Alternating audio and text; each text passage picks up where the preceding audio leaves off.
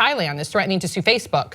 So if you're not familiar with the laws out in Thailand, lèse-majesté laws, which are basically you can't do anything to defame or hurt the dignity of the king, or like the whole monarchy. If you do that, you could easily go to jail. In fact, it says here that for more than a century now, the Southeast Asian countries' laws have been protecting the ruling family from defamation, insults, and threats.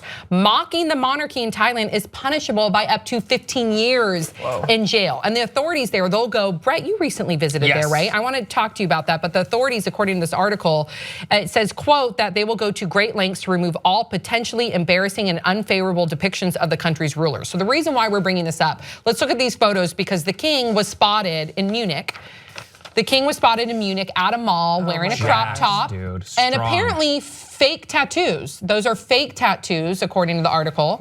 And these photos and a video actually that went almost, pretty much went viral. It was walking around the mall. Yep, 500,000 views thus far. It showed was him walking around the mall with his crop top and the exposed fake tattoos. And apparently it was captured by a Thai citizen there because the Thai citizen had recognized, oh, this is the king.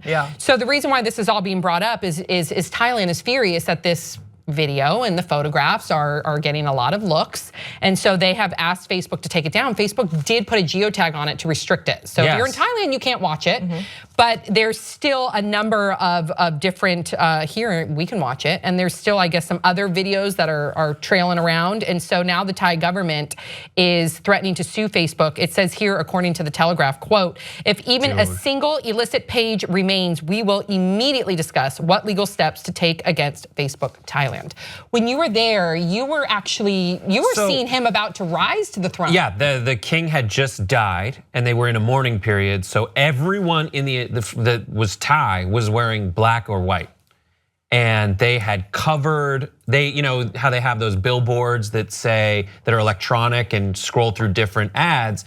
They were all black with the picture of the king who had just died. They called him father. They loved him. He's by all accounts a really great king. And when he died, there was a lot of not turmoil, but people were not sure and uncertainty about what would happen next because this king had more of a playboy lifestyle. You're right. And didn't even live in the country, had been in Germany and traveling the world, and there had been videos before of him. It was essentially like this big buffet table with his topless wife feeding a swan, like a lot of strange, eccentric behavior, and they were uncertain whether he would want to be the king. And then his sister was more like the dad and all that stuff, but they told us like, it's a real thing that's happening, that they will prosecute you if you desecrate the king's image. And that goes all the way down to like crumpling the paper, the money and throwing it on the ground or anything like that. But let me challenge you because you said that they loved the king and they were so sad. And I don't know anything about Thailand, but if they are censoring everything, how do you know their true feelings if so they that's can't? The thing.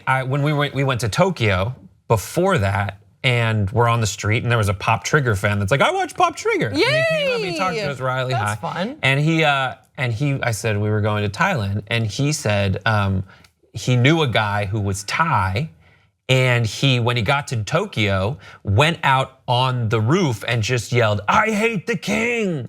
And it wasn't because he hated the king, it's just that he could never say that.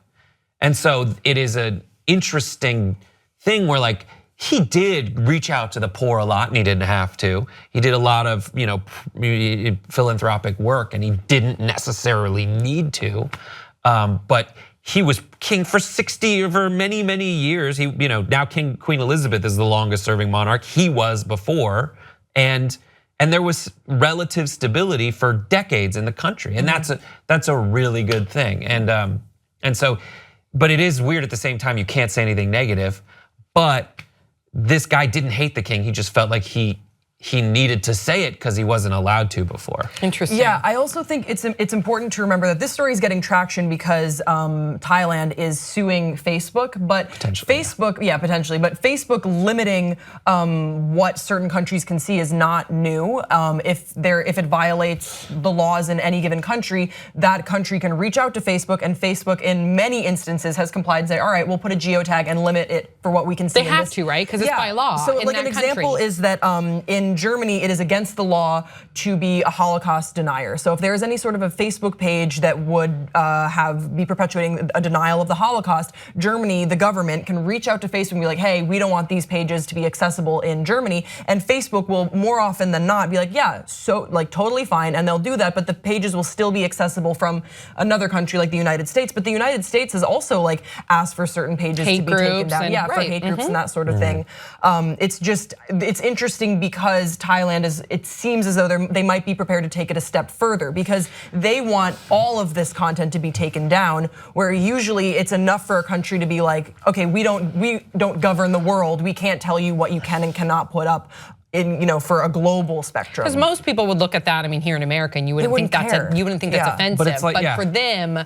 And then there's, I would imagine, some kind of cultural exchange where Thailand stands by the idea that you shouldn't be able to desecrate the image of their king. And is it enough for them saving face-wise to just say, limit it in our country? Or do they need at least to make some kind of apparent effort to limit it elsewhere, come to an agreement where maybe they get a few more concessions, like people who are from Thailand can't see it. Like if they say their hometown is Bangkok, even if they're living in Germany, can't see it. They were pretty direct. The officials that released that statement saying if even a single illicit page remains, we will discuss legal steps with Facebook. Right, but that's direct. From my knowledge of people at Facebook, like specifically Thailand, there's no way that Facebook is going to misunderstand this or do anything that is disrespectful. I think they will come to an understanding. Yeah, they'll find a way to do it, but they can't compromise their like international policies because it's one of those things where like they have to structure it a very specific way so that they don't create a slippery slope or an open door for other countries to take whatever concessions they made to Thailand and try to angle for more. Scary though, if that was like, you got to think about the censorship aspect. Like if that was here, we wouldn't know anything bad that like potentially Donald Trump was doing. Like, so they don't know anything that this ruler potentially does bad that is hurting the people if it's always censored. That's really scary. It's really scary. It's really up. I mean, I don't know much about it, but just on the surface from looking at these articles and yeah. But if you ever want to go to Thailand, tell Amir to delete this video before you go. Okay, I will. All right, that's it for us today. Oh. Yay! That's it. So please tune in next time on Pop Trigger.